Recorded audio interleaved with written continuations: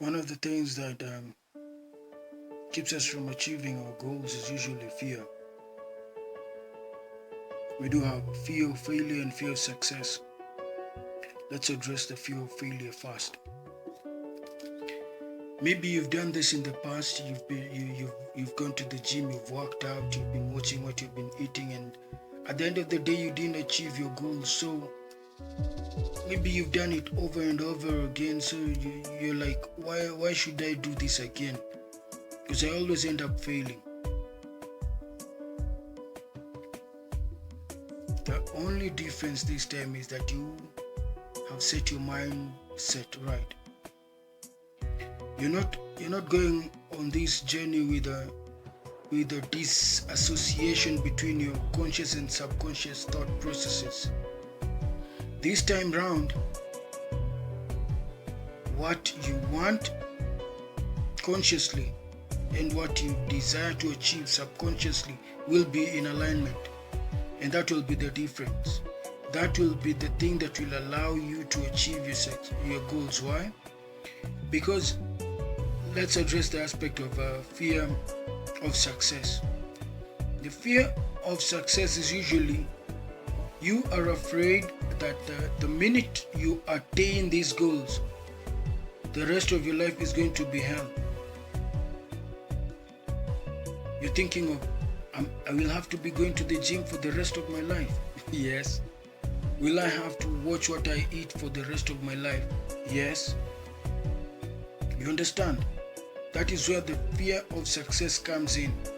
So most people would opt for, let me just live my life. I mean, why should I set myself up to be living this life where I'm like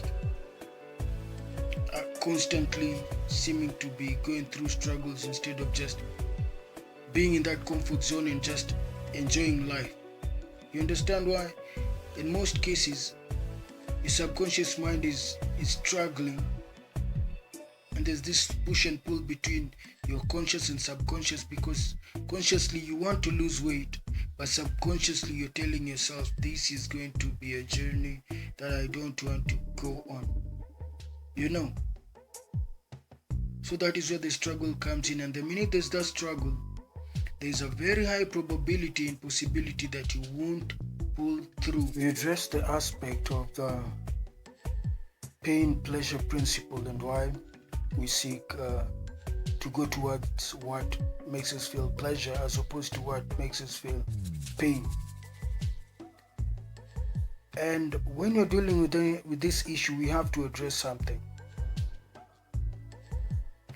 As long as we associate pleasure with sleeping in, pleasure with eating junk food, and we associate pain with waking up at 5 in the morning to go to the gym, we associate pain with working out, we associate pain with eating the right food, then we are clearly in a very bad place, because just a simple association will tend to push us in the direction that we don't want to go. We will tend to head towards doing what would be considered in this situation as negative, in terms of we would be heading towards eating junk food because it is pleasurable, as opposed to not eating it, which would be painful in this instant. So what our goal is in this setup is to shift and associate pain to eating junk food and pleasure to eating healthy food. And the question is, how do we do this? Glad that you asked. Let's start. I want you in your mind to visualize, imagine, picture the idea of you eating junk food, your favorite food, that is sugar laden, the food that you feel that urge, that drive to eat. And I want you to realize that this food that you feel compelled to eat is responsible for your current situation, your weight gain. I need you to understand this and put it in your mind very clearly. The association between you eating junk food and you being fat, it is very clear, right?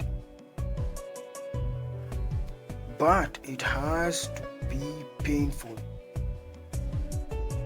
You have to picture in your mind you eating junk food and that junk food being transferred to your fat cells. And every time you take junk food, you're growing fatter and fatter. That is the idea that has to stick in your mind.